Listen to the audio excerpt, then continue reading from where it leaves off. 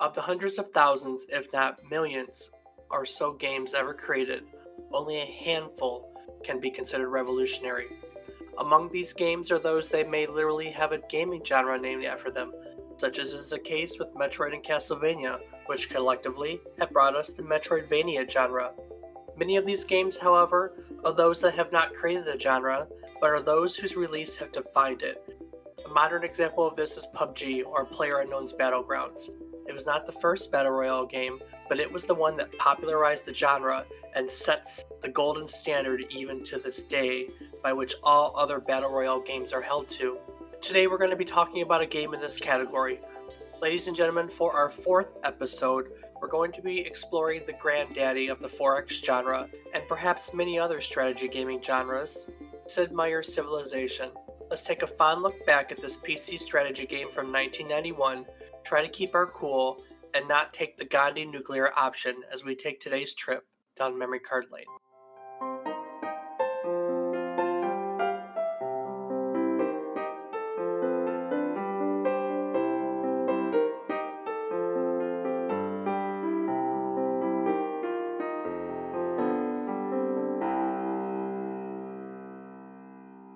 Good morning, good afternoon, or good evening. I hope that these words find you well.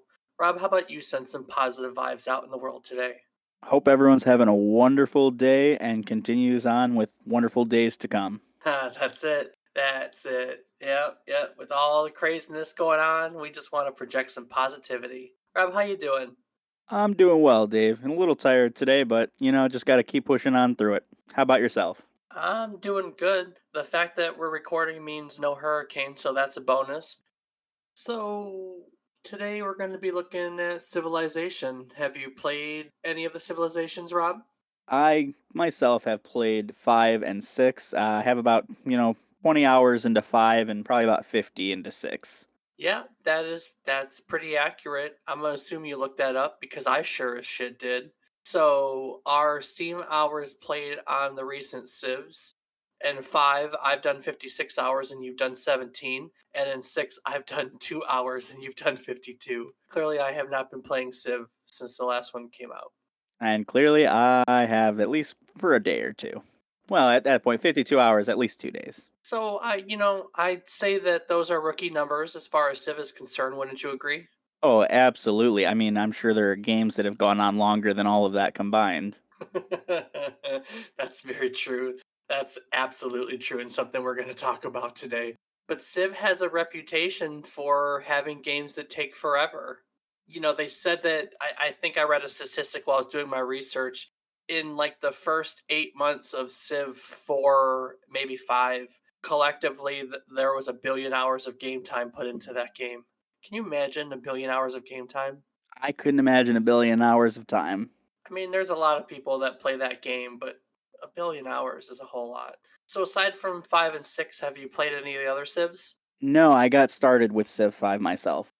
So I have played all the Civs in one way, shape, or form, with the exception of some of the outlier remakes.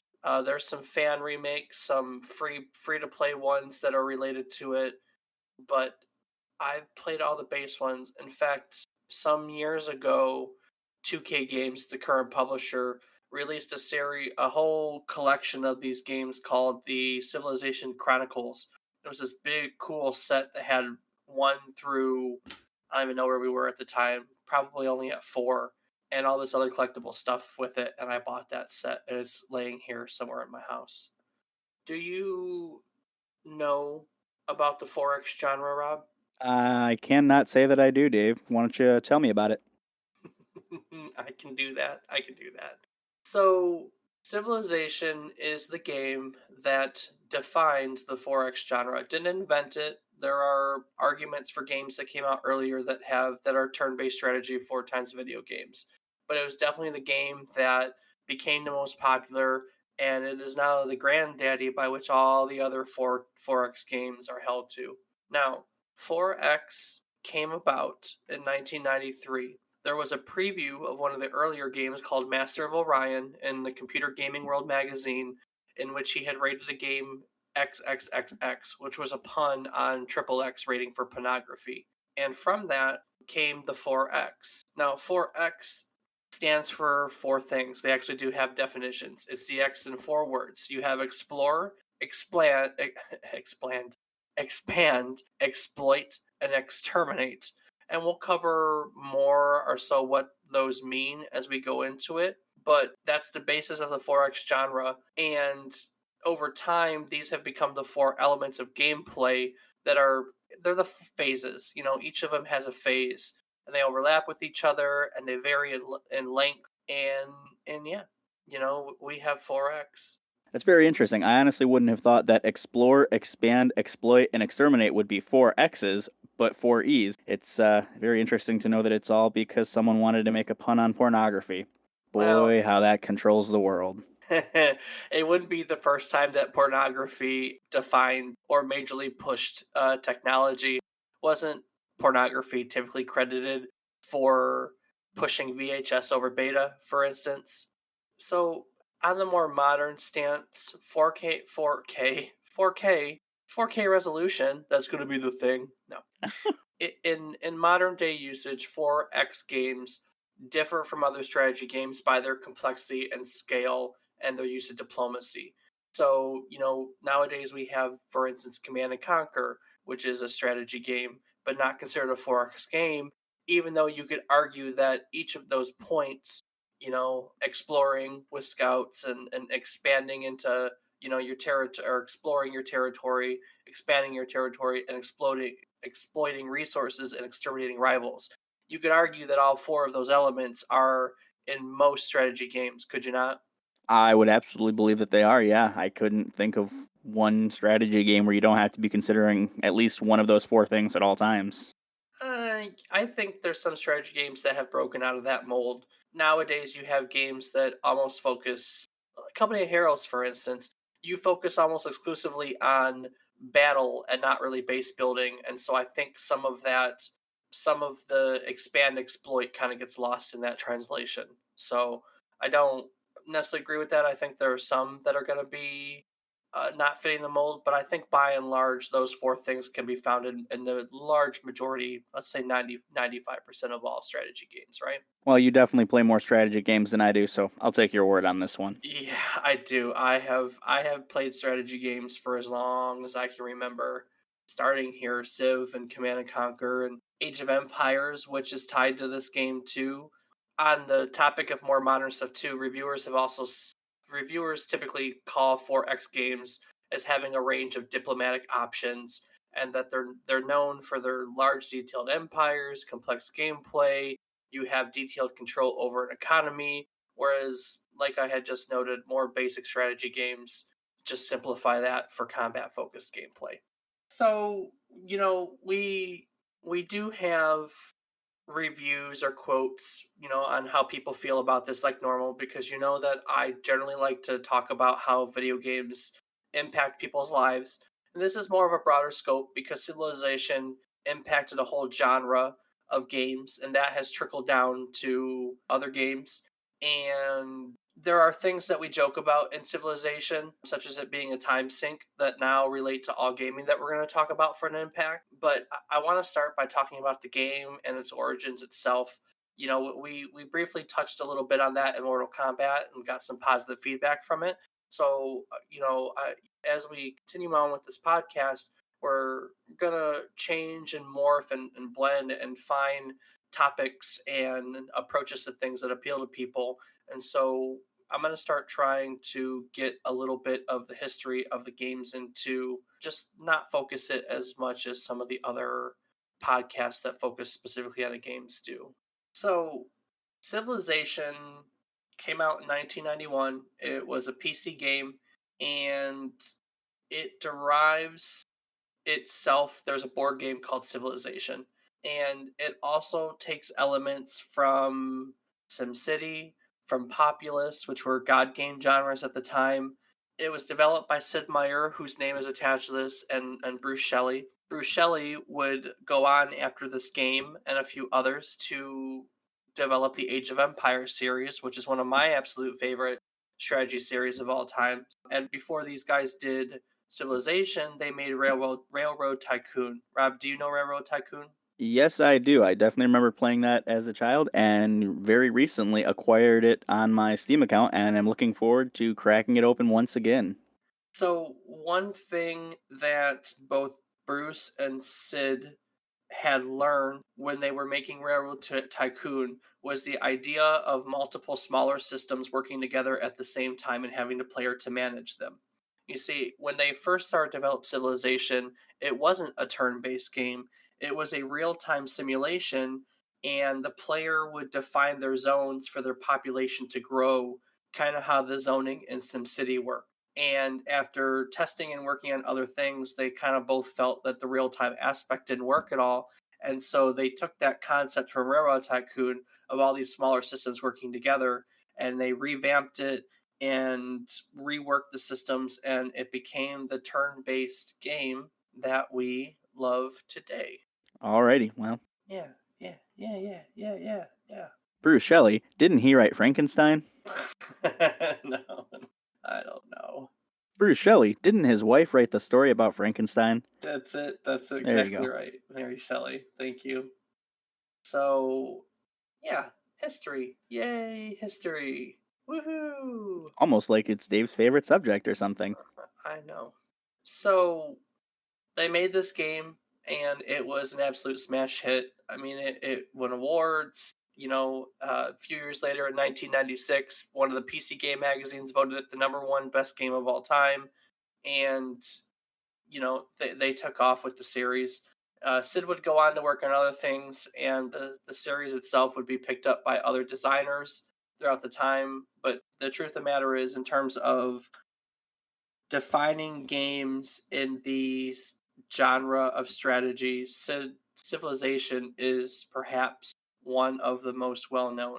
What are some other well known strategy games that you could think of from early on? Even ones that I mean, I realize that I was around for the beginning of this genre, right? And so that gives me a leg up, but their influence kind of goes on. So, what are some of the early strategy games that you know of that their influence still stretches to today? I would have to say you've already mentioned one, which would be Command and Conquer. I Right. remember you and Dad playing that quite often. Obviously, you've already also mentioned Age of Empires, another phenomenal one. Myself, I grew up playing Halo Wars, which it's newer of a game, but it's definitely related to these. But other than those, I do not know of very many. Obviously, there's a large number of games, and everyone will want to attack me. Hey, how do you not know about this one or that one? But there's so many of them, and I'm very new to the strategy genre. But I would love to learn more and get more familiar with some titles. So feel free to send some on over, and we'll give them a play. Yeah. I'm thinking off the top of my head of some other games in the 4X genre.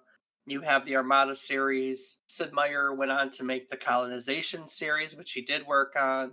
We talked about Master of Orion, which is where the 4X label came from. Stardock, which is actually right in your backyard. They're a Michigan company, and I think they're in Plymouth nowadays. Hmm. They launched Galactic Civilizations in '94, and now they're on the third Galactic Civilization, maybe four. I haven't played it since the second one. I don't. Endless Space, Endless Legend. Those are two more recent ones. Sorry, had to collect my thought and think about that for a moment. Well, That's there's also one title you were just mentioning the other day. I believe it was something like Crusader Kings. Oh, Crusader Kings. Crusader Kings isn't really a four times genre game. Crusader Kings is a strategy game. I don't really even know what they consider Crusader Kings, to be honest with you. Okay, I I just would wasn't sure. no, it's actually a valid point. I think it's grand strategy genre. Dynasty Simulator, perhaps. It's more detailed. See, four times games are big, like empires and countries and the whole world or the whole galaxy in terms of galactic colonization or galactic civilizations. Games like Crusader Kings or I think more like the Total War series are definitely more smaller in scope. They are just as complex, if not more, in a lot of ways, but they don't have the scope of a 4X game, nor do they really deal with things like the explorer phase or there's definitely lots of exploitation and extermination. That's the best part about Crusader Kings. I just like going on murder sprees. That's fun. Another couple that I thought about, Lord of the Rings, Battle for Middle Earth. That's a good one. I mean, that's more of just of a strategy game, more in the vein of Command and Conquer. That just real. It's RTS. That's the real time strategy genre. I think those were So great 4X is more games. turn-based. 4X is actually funny you should say that because nowadays they do make hybrids of 4X games, and that's what most of your modern ones are. In the past, 4 times was definitely all turn based. However, nowadays you have games like Sins of a Solar Empire. That was one of the ones I was searching for. Imperium Galactica, Sword of the Stars. These are games that do both 4x and real time strategy. But Sins of a Solar Empire is definitely the more most popular ones. That genre is still 4x, but they call it RT4X for real time 4x hybrid. Okay. It's a little bit different. So you have Hmm. elements of both where you have the micro. I think that 4x is more like micromanaging. So let's say you have elements of micromanaging for your civilization, but then you have the real time aspect of the battles and you know turn-based strategy and real-time combat. That's the best way I can put it off the top of my head, right? So Right. yeah, and like I had mentioned, Sid Meier had made a lot of other games, but that's been his biggest one. Civilization has been his thing. He also made Silent Service. Do you remember Silent Service at all? Not at all. So Silent Service was a submarine game, and Dad and I used to play the heck out of it. I mean, absolute heck out of it. It was just a submarine simulator where, and that's exactly what it is. You were in the Pacific Ocean during World War II, and you had control of a submarine. Silent Service was the nickname for the U.S. Navy submarine force in the Pacific during World War II, and you basically just had to defeat ships. That was it. I mean, I'm trying to think of something more complex to say about it, but that was really it. You just had to defeat ships. Silent Service was a big seller for Microprose, who eventually went on to do Civilization as a publisher. It was their second best selling Commodore game in the year it came out, so it was a big hit. And I definitely remember spending a ton of time playing it. Dad and I used to play a lot of those early simulators, and a lot of them were made by Microprose. So they made Silent Service. They made a game called F-15 Strike Eagle. They made a game called F-19 Stealth Fighter. And I remember early on that all those simulators were just there wasn't stuff like it, like in terms of the graphics and the gameplay and the concept of getting to quote unquote simulate something was like the coolest thing ever. So we would honestly play all that stuff. But Silent Service was a big one. If you get a chance, you should ask him about it. He'll definitely remember Silent Service. So he'll get that shit eating grin on his face that he gets when he talks about something he likes. So All right. Well, I will have to write that down and remember. I'm sure you will. I'm sure next time you're out, hey, Dad, remember Sound Service? And he's gonna look at you like, where the flip did that come from? Probably. Another really popular game made by Sid Meier is Pirates. You ever heard of Sid Meier's Pirate? No, I have not. It's literally a pirate simulator. You're like you simulates the life of a pirate, a privateer, a private hunt, or a pirate hunter, and you're basically on a ship. It's a single player open world game. One of the earlier open world games because it's like 19 I don't know, 87. I mean, look, let's be honest. The concept of open world nowadays is the scope is much, much bigger, right? Absolutely. When we think of open world nowadays, we think of a game in which you don't have a linear play style, like the Grand Theft Autos of the world, in which you can go anywhere and do anything. And that's basically what Sid Meier's Pirate was. It was an early game in which you could go around. God, I think it's the Caribbean and just fly around and be a pirate. You could rob ships and jump to another ship and fight people or batter them with your cannons or do stuff like that in a time in which a game like Sea of Thieves is so popular. And Sea of Thieves is essentially a modern day Sid Meier's Pirates. It's kind of funny to think about those two games next to one another and how far we've come with pirate simulators. Absolutely. Sounds like a fun old time. and definitely sounds like the influence was heavy on Sea of Thieves from Sid Meier. We've been talking too much about 4X and everything, and the people around civilization. So let's jump right into the game. I want to take a look at the game from each phase of it. I think that we can talk a little bit about the games real quick and our place in it. So the first X in 4X is explore. Rob, do you remember, we briefly talked about explore. Do you know what the definition of explore is, or can you surmise what the explanation of explore is in this context? Of course, Dave. To explore is to send scouts across the map to reveal surrounding territories and see, where resources are, where enemy structures are, where key points of interest are. Just going out and seeing the map. Yeah, and in the modern ones, you stumble across things like ancient ruins and barbarians too, right? Oh, absolutely. You can find the wonders of the world. You can find barbarian outposts. You can find a lot of different things just by exploring. I would say that every player's playstyle has to include explore, would you not?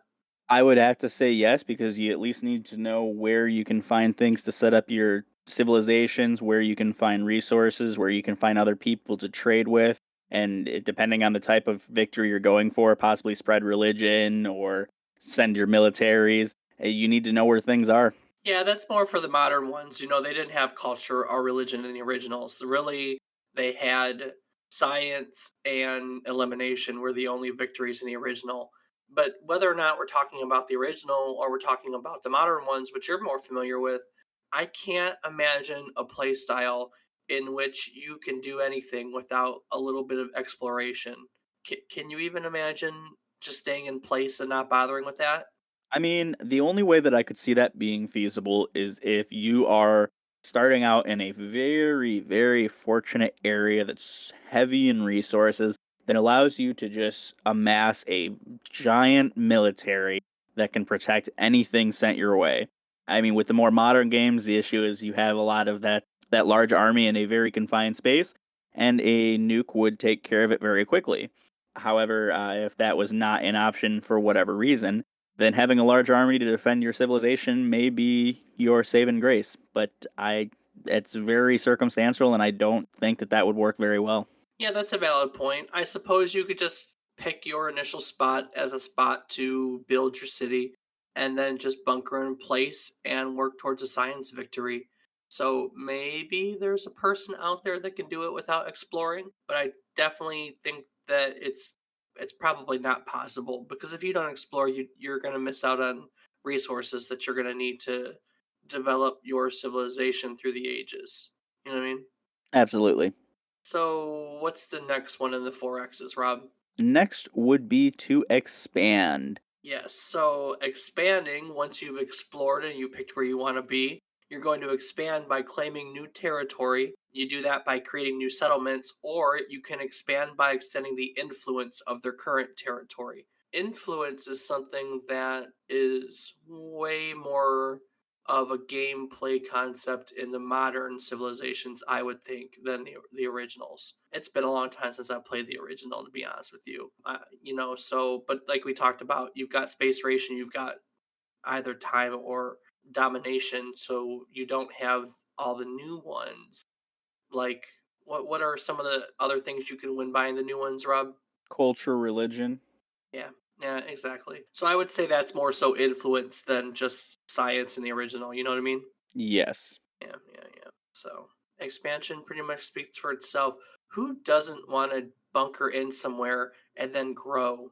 I mean, is it even possible to play without expanding? Like, can you just take your square and just build there and just go? I mean, you can't in the new ones in any way, shape, or form because you've got limits on what you can store in a square, right? Yes, that is correct. Yeah, so there's no playing without expansion. Not So, if you want to win. do you want to win though? I mean, normally, yes. Yes, winning is enjoyable. I think on the topic of expansion, why don't we pause there and allow our audience to expand their mind with these words from, well, us. We'll be right back as we continue this trip down memory card lane. Rob, Are you tired of life? I mean, Are you just fed up with planet Earth? kind of question is that? Do you just feel the need to shoot for the stars? Dave, do I need to call you a doctor? Are you okay? The United Nations is currently looking for brave citizens to join up for Unity, a colonization mission to Alpha Centauri, some 4.37 light years away. Oh, I see.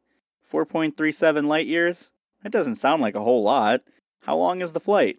With our current technology? Well, yeah, if I'm going on the trip now. 165,000 years. Excuse me? I said 160,000 years. How am I going to get there in 165,000 years? I don't know. I mean, maybe they'll freeze you or something. Freeze me? Do we have that kind of technology? I mean, I see cryo technology stuff in the movies. They've got to have it somewhere. I don't know. I'm just the messenger here. Well, why would I want to go to Alpha Centauri? Well, it may not be you going to Alpha Centauri. You might just get to procreate like rabbits all cooped up on a spaceship. But your great, great, great, great, great, great, great, great, great, you know what? I give up. One of your ancestors might actually be the one colonizing a new frontier. Oh, and you put it that way. And then you don't have to deal with this dumpster fire known as life on Earth. I mean, it's really a mess down here. That's actually a pretty good point. I know. So secure your spot on the Union mission today and enjoy a lifelong and life-fulfilling trip to Alpha Centauri, only 165,000 years away today. Join up now. All right, and we're back. So the third X in the 4X genre is exploit. Rob, we're pretty damn good at exploiting, aren't we? I'm not really sure what you mean there, Dave. Why don't you give me a definition and maybe I can agree? Well, I mean, aside from tugging at people's heartstrings week in and week out, we're good at exploiting in this game. We let players gather and use resources in areas they control and then improve the efficiency of that usage. Well, when you put it that way, Dave, I think you can say that we can exploit pretty well sometimes. Yeah, I mean, I definitely think out of all the X's, this is probably my forte. I am, in just about every strategy game we play, a resource hoarder, and that's typically the way that I beat everyone because when it comes down to it and we're waging wars, I have all of the economic worth to be able to keep up large scale wars longer and stronger than anybody else. Well, Dave, you just haven't had to face off against me in quite a while because I myself am very good at staging large scale wars and taking down the competition. Well, that's going to take us to the last one, which is exterminate. So exterminate speaks for itself, right? You're going to attack and eliminate rival players. Do you like the war aspect of the Civilization series? Well, for my fellow Whovians, you may as well call me a Dalek because I love to exterminate. Oh, God. Oh, you had to get that in there, didn't you? I sure did. I myself am not a warmongering leader. I would say that the majority of time I win through culture or science.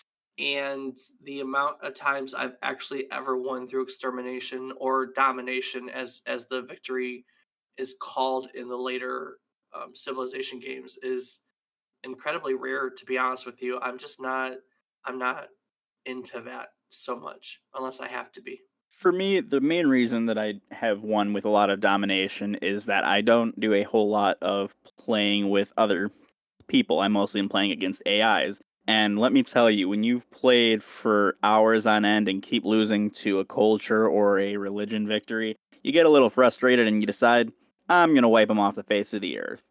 So I feel that when I do play with other players, I try to avoid that because if your army is bigger, generally the other person's going to get a little upset with you. So I try to make it a little more fair, but let me tell you, if someone starts poking me, I poke back and with a lot bigger of a stick.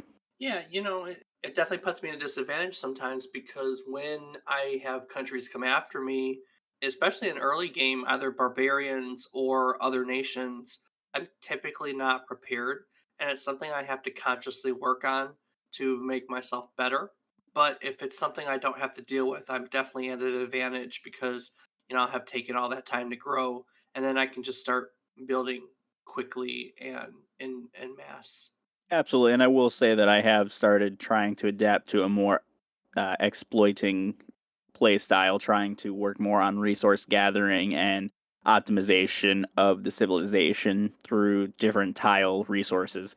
It's a lot to take into consideration when you're playing these types of games. There's just so many different aspects that you have to consider all at one time, and it's kind of the fun of it is that you have to consider so many different things when you're trying to get from point A to point B, and definitely takes a lot of mental training to realize the situation and address it properly and plan a strategy based on that.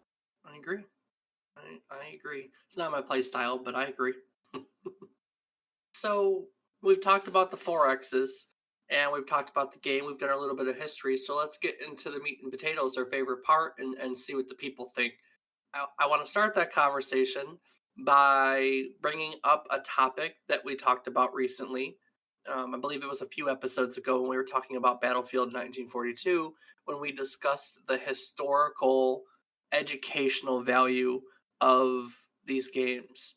So, my question to you is, can you learn history from civilization?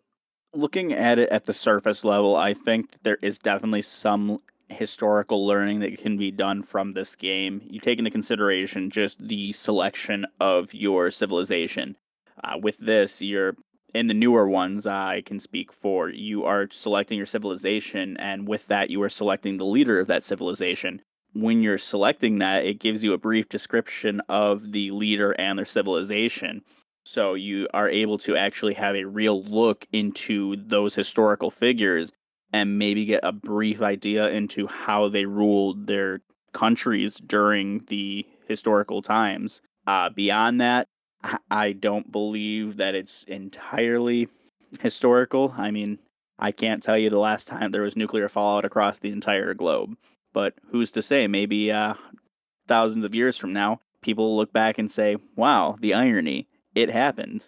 Do they really introduce the leaders, though? I mean, do they do a good job of introducing the leaders, do you think?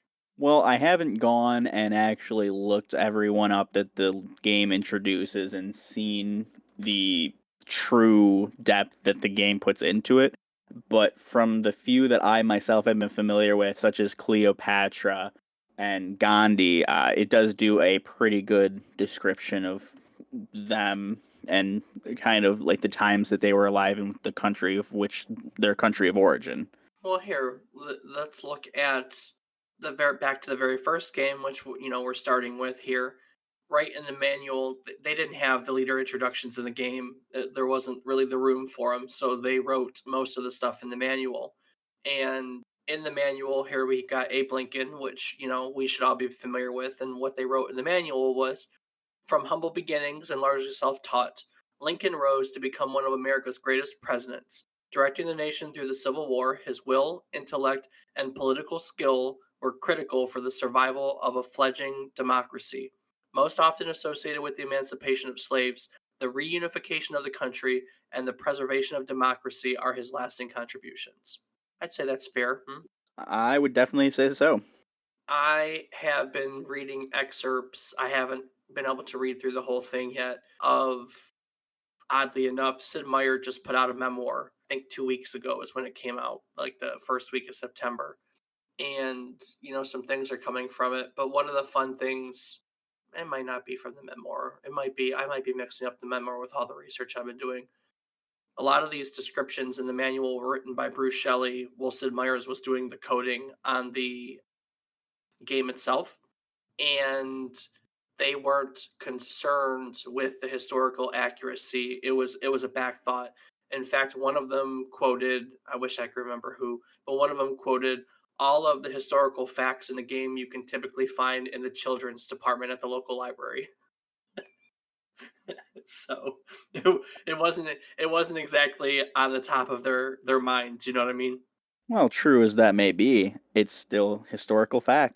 It is indeed a historical fact. So I have to say, I agree with you. Beyond the leaders, I'm not so sure there's much here to learn. So, one of the things that commonly gets criticized is the absurdity of the battles. And it's not as apparent in the modern games. In the old Civilization, your units didn't upgrade through the times, so you could literally have a rifleman or an even sooner, slingshot person fighting against air fighters, which is just absolutely absurd. I believe you still can, Dave. Oh yeah? If I'm not mistaken, you are still able to upgrade existing units, but they are able to remain at the unupgraded classification. Rob, I it's could be really wrong. hard. No, no, you're probably right. So, one of the most difficult things about researching for our podcast each week is when you're trying to use the internet for research on these older games, one specifically that existed before the internet was out there, there's just not a lot of literature on them, not a lot of reviews, not a lot of anecdotes, not a lot of stuff like that. I mean, we all joke about Civilization games taking forever, but realistically, who's going to sit down and say anything about Civilization other than that? I mean, there are some things. Still, I was able to dredge up some reviews, and one of them on the Moby Games website by Trada PID writes, the thought of the fact that the whole of World War II can be compacted into 6 turns and D-Day can be put into a single transport unit moving 1 square and unloading 1 rifleman unit is stupidly epic. He goes on to write that he also likes how each game could easily be written into a dozen volumes of stories. You know the book you've got about the history of Earth? One of those could be written about each game of Civilization. And that's true, isn't it? Oh, absolutely. If you think of the progression of the game throughout, each one could absolutely be its own story, and it could be a phenomenal idea for a set of alternate reality historical events. Yeah, yeah, I agree. Civilization starts at what, like 4000 BC, and it stretches to 2100 AD, if I'm not mistaken. That's your end game with the science and all that. So you basically have a game that covers the whole span of human history, but it doesn't follow human history. So you could literally rewrite the book on history and come up with some really interesting anecdotes. Oh, absolutely. One of the reviews on Moby Games by Tater Conroy reads, the historical accuracy of some of the descriptions becoming obsolete as better facts are found, and the other being that the functions of some buildings change is slightly weird. Why do pyramids allow players to change governments as they like? What's the rationale behind that? He goes on to write that the game has problems with the realism beside the problems of historical inaccuracies. He notes that the government types oversimplify things too much and that it seems to put a lot of control in the hands of the player with regards to such things as scientific development, which is generally hard to influence in real life. And I think that's a really fascinating concept. He notes that scientific development is generally hard to influence in real life. What do you think he means by that? What I think he means by that is that you can put a scientist on researching a specific subject, but there's no guarantee that within 4 lengths of time in the game, it would be 4 turns, or in real life, it could be, say, 4 months. There's no guarantee in real life that you will have success within that period of time. In the game, you are able to select a type of research, and you know that within this many turns, it's going to be complete, and you'll have that technology. And unfortunately, with the number of unsureties in real life, that's just unrealistic. It's impossible to put a timeline on something like that when there's so many things that could change the outcome and change the length of time required to come up with a solution. Yeah, I mean, dude, it's just a game, but I get what he's saying. It's one of 3 ways to beat the game, though. What else you gonna do? Put some research points into science and call it a day. But you're right. Sometimes it takes scientists and all over the world, working different countries, different cultures, working on the same concept and sharing their data amongst one another to make things work. So I can understand how maybe it'd be frustrated to distill that down to something so simple. He's got to be a scientist. That's who else would think of something like that? I mean, I swear, An engineer. an engineer. All right, so there's this other review on Moby Games. It's all the reviews that are on there are like 5-star reviews, but this one is titled "The game is grossly overrated," which cracks me up. And he starts out by going, absurd, utterly absurd. I realized that when I was building a spaceship and a Zulu diplomat stole the technology, and the Zulus started building their old spaceship. Now, in this game, when a civilization gets wiped out, another one often pops up in the form of a settlers unit, which builds a city and starts again from scratch. My Zulus were one of those newborn nations. They hadn't discovered anything much beyond chariots, and now they set about building a spaceship. I was also pretty miffed once when I attacked a barbarian diplomat with my tanks and got zapped out of existence. So, What? yeah, so I kind of want to talk about that next. The victory conditions in the original civilization were very simple, okay? You had a space, we talked a little bit about it already. You could either win by science, which is a space race, which is becoming the first to build a spaceship and making it to Alpha Centauri. There were time based games, and then you had elimination where you just basically wiped everyone else out of existence, okay? So the combat outcomes in the first Civ are randomly determined and incredibly simple. So each unit's chance of winning was proportional to its strength. If a veteran battleship with attack strength 27 attacks a militia that's on a plain or desert that has a defensive strength of 1, the battleship has a 27 out of 28 chance of winning. But there's always that 1% chance, you know what I mean? Oh, absolutely. And more often than not, that seems to be the case. It kind of reminds me of Risk. Isn't Risk kind of the same way? It's all a roll of the dice to find out if you win or not. To that point, same with D&D. Yeah, A lot of absolutely. that is based on the luck of your roll. But it had some really funny. I mean, this is an example where it made for some really funny situations where a really basic unit could defeat a really strong unit because of, I guess, a random generator. Random I can generators. understand why you would be pretty miffed about that. Yeah, I know. Random generators aren't random. Did you know that? Honestly, I did not. I have used random number generators in coding before, and I didn't know that they weren't very random. Isn't there literally no way for a computer to actually be random generators? Apparently not. Are you googling it? I sure am. Well, when everything that comes out of a computer is what we put into a computer, it's kind of hard to tell it to be random. Random. You know what I mean? That, when you put it that way, absolutely. But I guess I had just figured that someone had figured out a way of coding something to randomly select a number between whatever the parameters are. I guess you would have to run it so many times. At what point does the pattern repeat itself to which you'll know absolutely what the next one would be with the random number generator? Or is it not reproducing the pattern and that is what makes it quote unquote random? Yeah, I guess with the old random generators, you could find, learn the algorithm and find the patterns. But nowadays, we've got pseudo random number generators that's a little bit more difficult to do. So we're probably way more random nowadays than we ever were before. You know, yes, I'm gonna have to go with yes. You and I play a lot of games, and Lord knows there's plenty of games that have random built-in, the RNG god, and they all suck, don't they? Oh my gosh, we are on another Rocket League soapbox, but when you play Rumble, it's always the other team. It doesn't matter which if you're winning or losing, it's always the other team getting the better power-ups and don't you try to argue because when you're playing, you'll realize it's always the other team. I like how you're stuck on Rocket League, and I was thinking more like Borderlands or Diablo or I don't know, Terraria, any other game that uses RNG to for its loot pool, basically, and it never seems to work out the way you want it to. Wow. So, go ahead. Yeah. No, that just yeah. Me, me, me, me, me, me. Meh. Victory conditions in the original civilization were really simple because you either eliminated the guy, which, as we talked about, combat could be kind of weird. You could have the highest score at the end of a certain amount of time, or you could build a spaceship and launch it to go to Alpha Centauri and win the space race. In comparison, victory conditions in modern day civilizations are pretty complex, are they not? A lot more complex than they were then.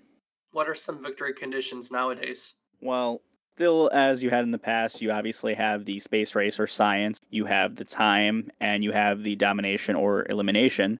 But they have added the culture and diplomacy and religion, right? That's It, culture? it, No, that's not culture. no, isn't religion separate? Yes, so you have now you would have, in addition to the science, the domination, and the time of the past, you now would have culture and religion. I And don't think diplomacy. diplomacy. What is diplomacy? A team wins a diplomatic when any one of its players have enough victory points to win the game. There you go. What is victory? Like I don't. I guess I've never seen that one.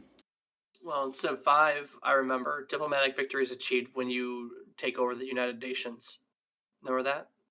No, it never happened. I've never seen that. Sorry. Huh. In the Brave New World expansion, I mean, I've spent most of my time on that expansion. I think the United Nations was once a buildable wonder, and then you can build the World Congress, and then when you get to the information era, I think it becomes the United Nations, and every leader has a vote in the United Nations, and you can kind of weasel your way into control of it, and then there's a way to get, I don't know, some majority votes where you are in charge, or it's something like that. I don't know, but I just know that diplomatic victory in Civ 5 is done through the United Nations. I remember that. So, like you had in the past, you still have the domination, the science, and the time, but now there's the addition of a culture, a diplomatic, and a religion victory. Which one do you like to play to? I have always tried to go with science. However, a lot of the time it ends up being domination because the religion or the culture always seem to win out in the games that I played. But again, the AIs are generally programmed to be a lot better at the game than I am. I like the thought of a cultural victory. It just tickles my funny bone to think that I could dominate the world with blue jeans or Elvis Presley music. I'm gonna go with Elvis Presley music. He was pretty cool, wasn't he? He was pretty cool. That is a very good. That is something very interesting to think about. I hadn't thought of winning with blue jeans. I mean, that's it though. What other kind of cultural stuff goes across the world? I know you have cultural policies. Rock music. Exactly. There you go. Elvis Presley. That's what I'm saying. Yeah, no, that's a good point. Well, That's it. we'll rule the world with the power of rock and roll. That's it. That's it. Rock and roll. Rock of Ages. That's a different game. We're not Oh, talking very about good that game. one. You like Rock of Ages? I don't know if it's which one it is, but there's one that I've watched and it does look like a lot of fun. That's what I was going to ask you Is there next. only one? No, there's three, I think now. Okay, then 3 is the one that I've seen and it looks like a lot of fun. Yeah, they're pretty goofy games. I like that style. So, you know, I am gonna stick with that domination's not my thing. I know I've done science victory plenty of times because I always build and put points into science. I've definitely done cultural and maybe religious victories. I know I've won a bunch of culture times. I've also won diplomacy because I've ended up at the top of the United Nations. So things have changed from the little squares and the little space race. On the topic of playing Civilization, do you remember what was that called? The robot thing. Giant Robot? No. Oh, we remember the Civ 5 turn-based thing that did the hot seat? Do you remember what I'm talking about? Yes, we had the where it would allow you to play with people without being on the same game at the same time.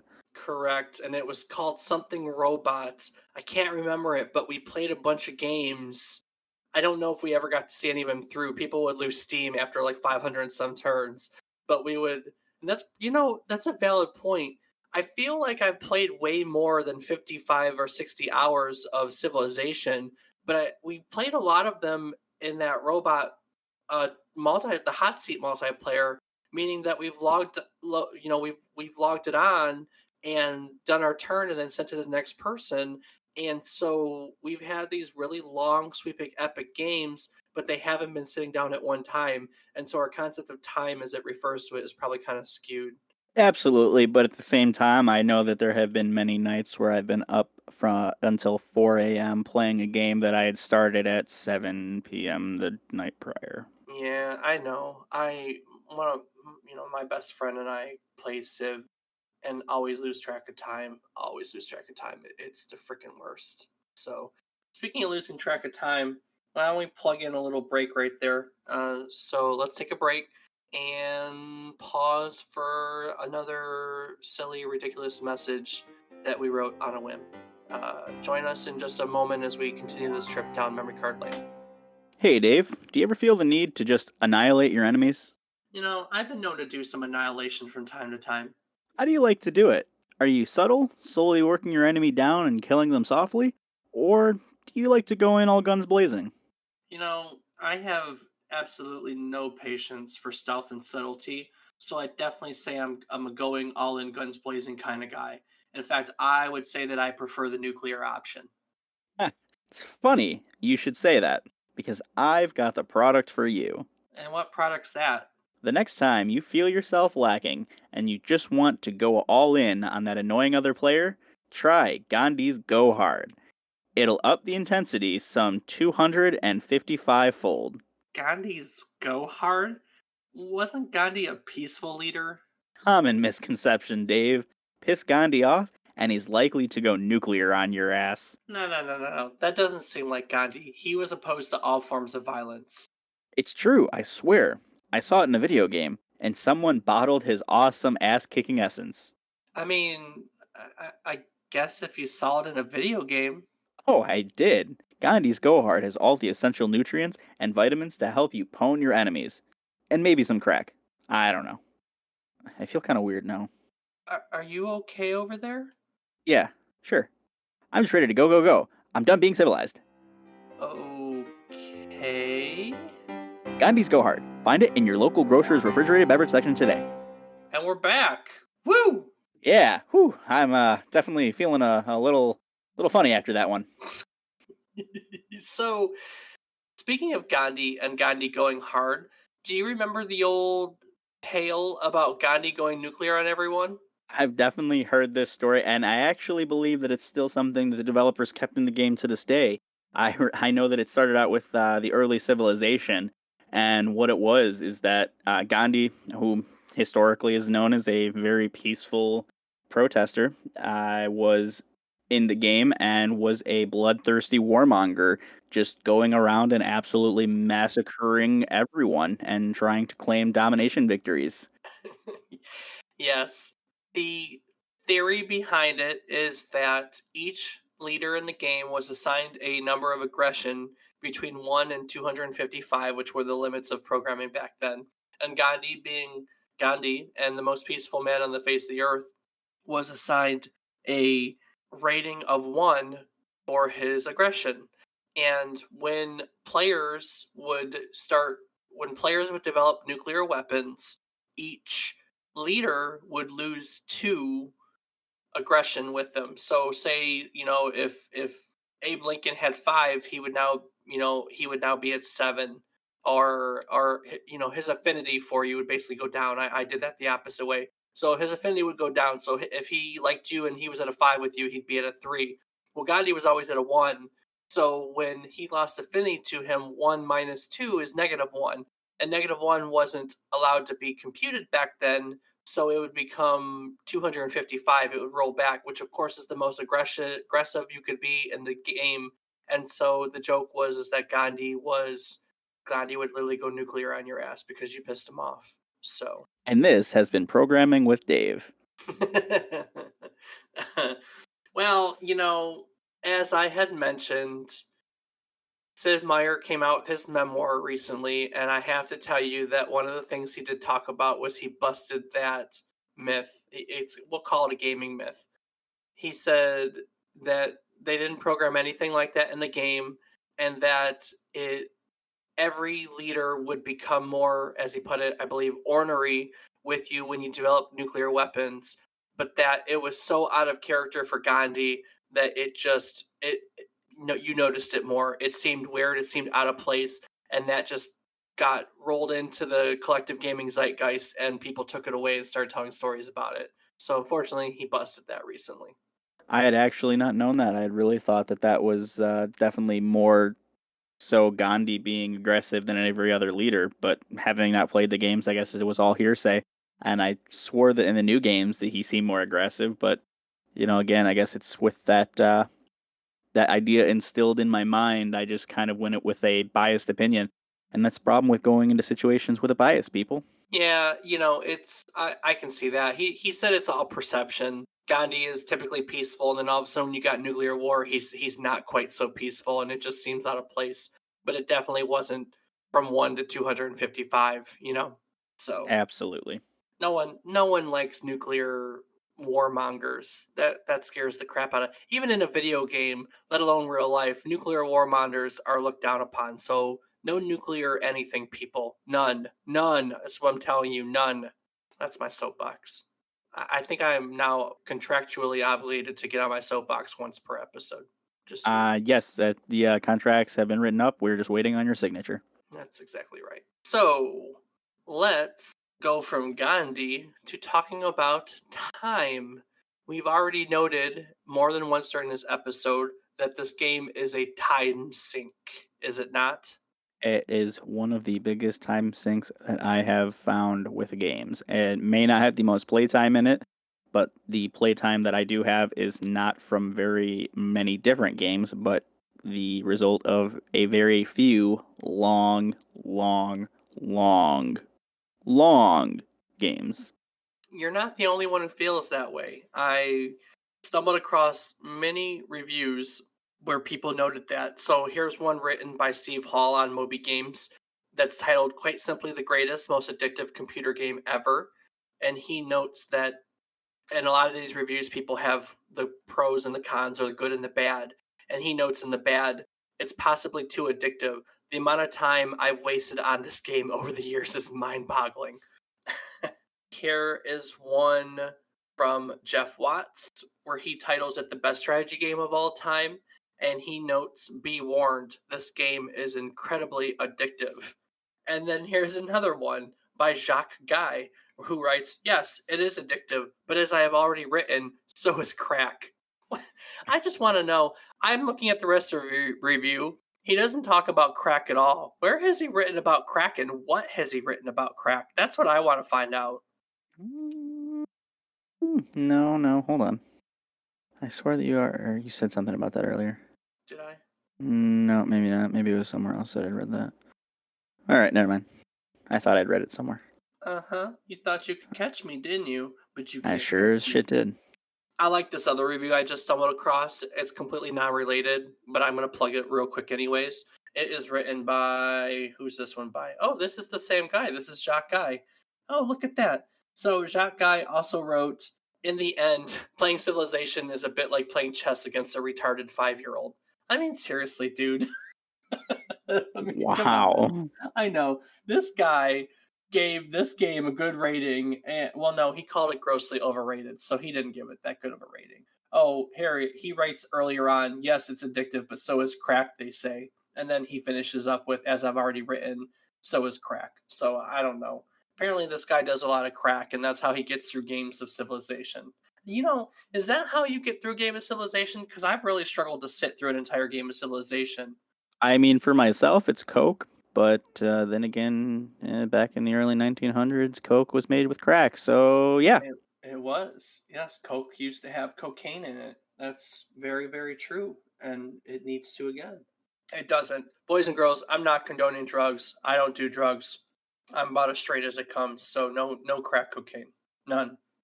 I think it's fair to say that it's very easy to sit down and play incredibly long games of Civilization. You know, the time just flies by. You start out and it's 11 a.m. and suddenly it's 10 p.m. and you're wondering where the hell my entire day is gone. That's fair, is it not? it absolutely is. Why? I want to know why. I mean, it's not the only game that we sit down and suddenly hours are gone. I mean, we've all sat down and played at Rocket League for hours, or I've sat down and played, you know, a story based game like Last of Us or Red Dead Redemption for hours. And again, there's lots of other games that we sit down and play for hours. But I don't think that there are very many that you could sit down and it doesn't feel like hours. What makes Civilization so different in that respect that you lose all that time without feeling like you've lost that time? I think the major thing with Civilization that causes this feeling is that even though it's taking a long time, you aren't accomplishing a whole lot in that amount of time in from the game time to real time. You take into consideration that yes, the game does go from very early BC to very late AD, but within that you have say for the long games, hundreds of turns. So those 250 turns are taking up a long time, but each turn may consist of 5 minutes at a time, and you are considering those 5 minutes, not the overall length of the entirety of the game. So you're looking at it in 5 minute increments, and you don't realize that after 250 5 minute increments, it's now hours later, because in the grand scheme of things, you were only focused in those 5 minutes and you broke focus and came back to it, not taking into consideration you weren't thinking about the entire length of the game. You were only thinking about it within those short spurts of time. That's a damn good point actually.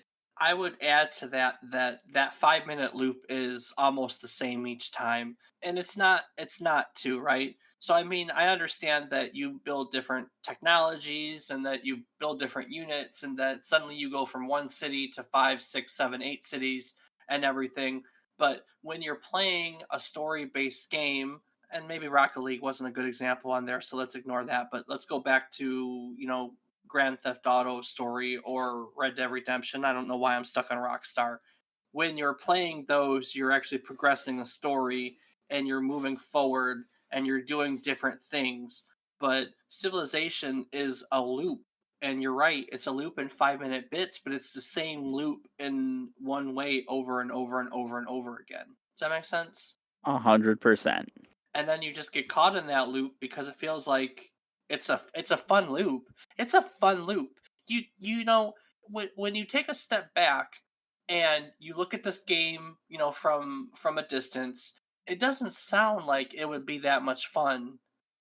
I don't know. I mean I'm a history guy. I love history, and I'm obviously we talked. I'm a strategy fan, but with all the shooters and story and excitement and now every day, I don't.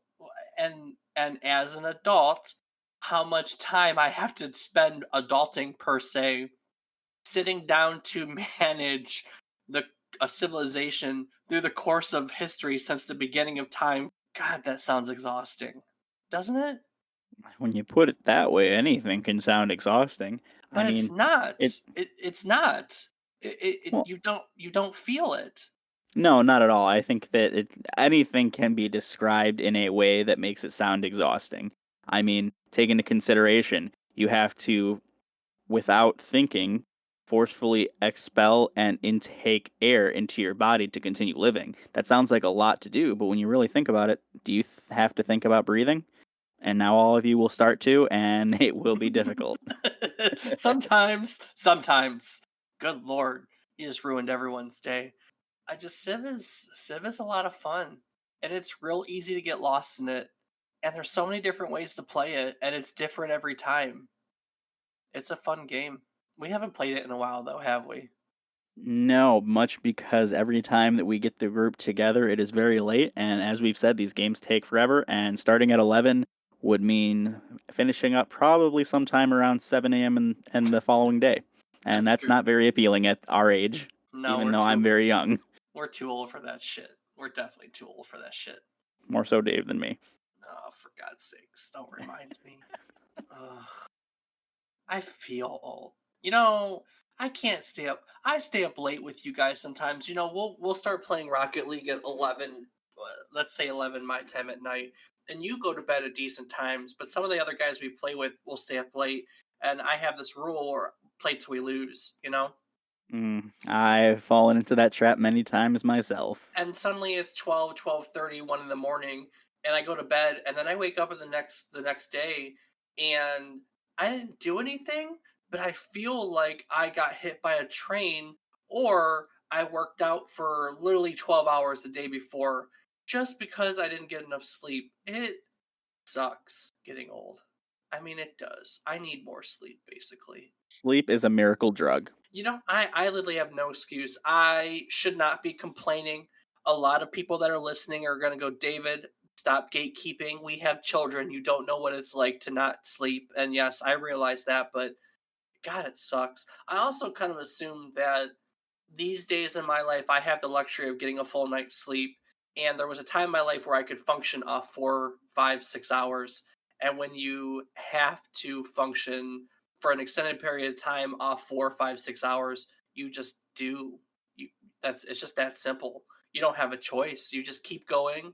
You inject yourself with caffeine, or not, and you just move on with your life. But I'm a baby. Sleep is great, and I will always advocate for more sleep. So I wanted to talk a little bit about the concept of losing time, and that concept fascinated me. So I used a little bit of my Google Foo, and I wanted to literally find out if what the theories behind losing time was. We talked about it, I don't think last week, I think 2 weeks ago, when we were talking about Final Fantasy, in that when I was younger, the battles against the hard bosses like Ruby and Emerald that would take hours upon hours felt so much longer than they do nowadays. And so the concept of time changing as you get older seems to be a reoccurring subject on our podcast. Would you agree? Everything comes full circle eventually. Yeah, yeah. So there are some theories about why time changes as we get older. So, one theory is called the proportional theory, and the proportional theory is this: 1 year in the life of a 10-year-old is 1/10 of his life, but 1 year in the length of a 50-year-old is 1/50th of his life. And so, proportionally, our concept of time changes based on that. Does that make sense? Yes, actually, it does. I don't know how much is ascribed to it. Who wants to have a conversation about proportional theory? Apparently, Dave. Yeah, I know, right? Well, we strive here at the podcast, A Trip Down Memory Card Lane, to be both entertaining and educational to our listeners. And I think the whole two of them appreciate it. What do you think? I'm not paid enough to think. You get paid? The second theory, well, there's a number of second theories. So you've got the proportional theory, and then you have a few biological theories. The first biological theory is based on metabolism. The concept is as we get older, our metabolism slows down, our concept of time and everything slows down with it. I can see that, but I mean, I'm no biologist. I don't know the metabolism very well or know how What? it's affected as you grow and get older. So I'll leave that to the experts. You're not a biologist? Far from it. I deal much better in inanimate objects. I could take that so many places, and I'm so going to avoid it right now. So, moving on, and perhaps what I find to be the most fascinating theory is a theory about information processing. So, it has been proven that as we get older, our brain processes less information. Literally, the amount of images we take in at any given time or situation slows down as we get older. So, the theory is when you're young and you're taking in all this information, your mind is constantly there, and when you get older and your brain starts to slow down and not take in information, everything kind of slows down. So in the course of a second you may get 20 pictures as a kid, but you only may get 5 as an adult per se. And this is really simplifying it, but because of that, our concept of time differs in that we just time isn't stretched as far. We're not in, what's the word I'm looking for?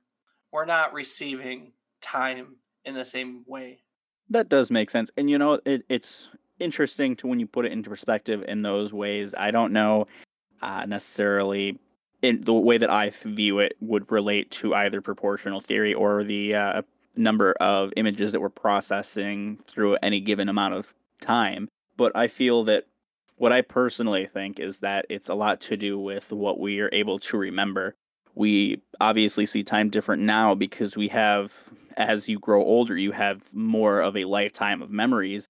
And when you think back, you have so much more to remember. And within that amount of time, you might not remember the last year because you have memories from the last 20 years that take precedent over the last year because the long term has taken more space in your mind and you've had more time to think on it and dwell and remember it than what's happened in the short term. Yeah, I think that's a very valid point. I really do. Either way, it really fascinates me. I mean, we all know that our concept of time changes, and we've talked about it over and over again, but it really fascinates me all these different theories on it. I will tell you that no matter if you're young or if you're old, one thing that you want is more time. Well, maybe young kids don't want more time because they want to get places and they want to get places and no, I think young kids want more time too. Think of all those weekends when you had sleepovers with your friends you never wanted to end. No matter Or how old summer vacation. or summer vacation, no matter how old you are, you want more time. So, theorists, find out a way to take this information and give me more time. Maybe put my brain into overdrive so I receive more information each moment. I need time.